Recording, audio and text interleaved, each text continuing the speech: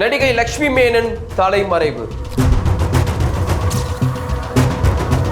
ID ஊழியரை கடத்தி தாக்கினாரா? விசாரணையில் தெரிய வந்தது என்ன? நடிகை லட்சுமி மேனனை செப்டம்பர் 17ஆம் தேதி வரை கைது செய்ய தடை விதித்து கேரள ஐகோர்ட் முன் ஜாமீன் வழங்கியிருக்கு. கேரள மாநில கொச்சியில் இருக்கக்கூடிய வெலாசிட்டி பார்ல கடந்த 24ஆம் தேதி இரவு 11 மணி அளவுல தகராறு நடந்திருக்கு.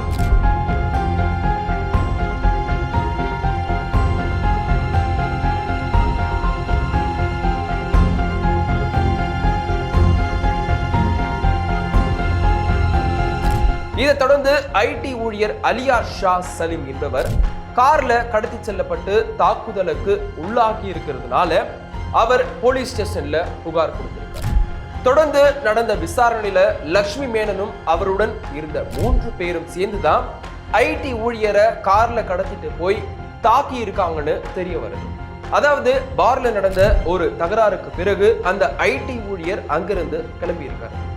அங்கிருந்து கார்லயே அவரை துரத்திட்டு வந்திருக்காங்க லட்சுமி மேனன் மற்றும் அவருடைய நண்பர்களான மிதுன், அனிஷ், சோனாமூர். அப்ப அந்த காரை வழிமறிச்சு அவரிடம் வாக்குவாதம் பண்ணினது தொடர்பான வீடியோ வைரல் ஆகி இருந்துச்சு.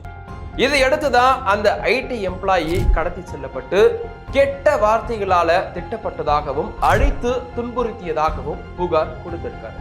அதன்படி லட்சுமி மேனன் மற்றும் அவரது நண்பர்கள் மேல வழக்கு பதியப்பட்டிருக்கு. கடத்தல், கொடுமைப்படுத்துதல், மிரட்டல் உள்ளிட்ட பிரிவுகளின் கீழ் வழக்கு பதிவு செய்யப்பட்டிருக்கு.